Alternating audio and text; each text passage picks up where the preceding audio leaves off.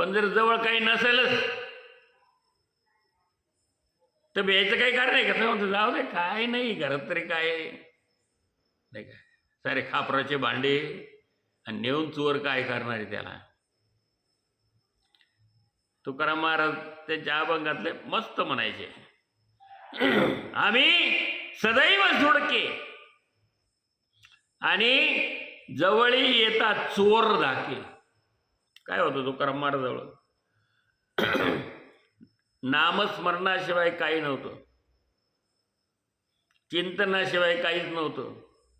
रामकृष्ण हरी हा मंत्र होता फक्त तुकाराम महाराजांच्या जवळ. ते घरातही काही नव्हतं आणि काही नव्हतं, पोरं उपाशी राहायचे तुकाराम महाराजांचे.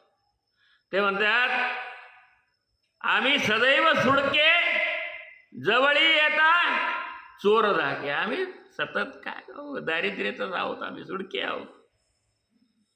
आमच्या जवळ चोर यायचं म्हटलं तर त्या चोराला धाक वाटतो जाऊन. करायचं काय करतं त्यात, काय करायचं तिथं जाऊन, फुकट येलपटाला. चोर येत नाही आमच्याजवळ, त्याला धाक वाटतो, त्याला उलट आमच्याकडे यायला भीती वाटते.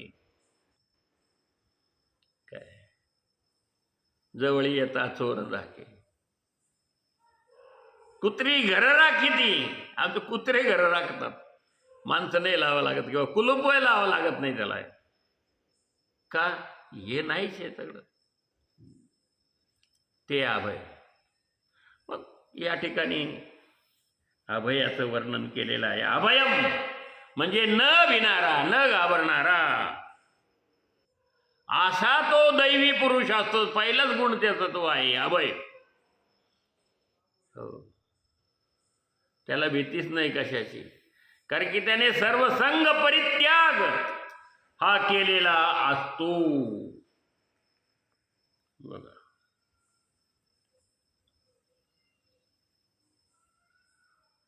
कुत्रा एखाद्याच्या मागं लागू द्या, ते पळायला लागला ना त्याच्या मागच पळतं ते कुत्रं धावत. पण त्याने जागेवर झोपून घ्या किंवा जागेवर उभं राहा, ते कुत्रं तिकडंच पळून जाईल, धरणार नाही, त्याला डसणार नाही. पण तो जर घाबरून जर पळाला ना, धरलंच त्याला. असं ती परिस्थिती. मग घाबरण्यासारखं आपल्याजवळ काही आहे का? घाबरण्यासारखं जर आपल्याजवळ काही नाही तर घाबरायचं कशाला? ज्याच्याजवळ घाबरण्यासारखं काही नाही तो अभय. आणि ज्याच्याजवळ घाबरण्यासारखं खूप आहे त्याला चोरून लपून कर्म करावे लागतात, तेही कोणी पाहिलं तर. रावण ज्यावेळेस सीतेला चोरण्यासाठी गेला होता, पुष्कळ रावण हा, त्याला असं वाटतं माझ्यासारखा कोणीच नाही, हो मी सगळं श्रेष्ठ आहे. तरी पण त्याला वेश बदलावा लागला साधूचा. घाबरलं, भीती वाटली त्याला. प्रथम असं वाटलं की आपण रामाचा वेश घ्यावा, पण रामाचा वेश घेतला आणि विचार बदलले रामासारखे तर सीतेला पळून आणता येणार नाही. म्हणून कपटी साधूचा वेश घेतला. कपटी साधू असतात, पण काही कपटी पण असतात साधू. खोटे साधू असतात, त्याला खोटं म्हणतात.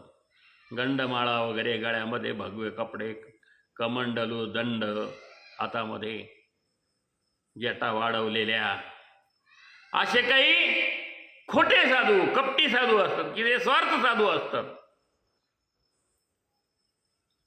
त्यांना काही बाकीचे काही घेणं नसतं, त्यांना धनसंपत्ती मिळाली बस झाली साधूचं रूप घेऊन. असे खोटे साधू, अशा खोट्या साधूचा त्याने वेश घेतला. बघा, अभय होता ना, मग त्याला भीती वाटायचं काय कारण होती. पण पाप कर्म करायचं म्हटलं की भीती आली. हो, कोणी घ्या. म्हणून हे पापकर्म आहे. महाभारतामध्ये अनेक गोष्टी आपण पाहिल्या. कौरव कोणाला घाबरत नव्हते, त्यांनाही घाबरावंच लागलं. अहो युद्ध क्षेत्राच्या वेळेस तर त्यांना तो असं झालं दुर्योधनाला की आपलं सैन्य जास्त आहे, 14 औक्षणी सैन्य आहे आपलं काय घाबरायचं कारण, त्यांचं 7च औक्षण आहे, त्यांचं कमी आहे, आपलं जास्त आहे. आपल्या बाजूने भीष्माचार्य आहेत, हो, आपल्या बाजूने कृपाचार्य आहेत, काय आपल्या बाजूने द्रोणाचार्य आहेत, आणि माझे 100 भाऊ आहेत ना,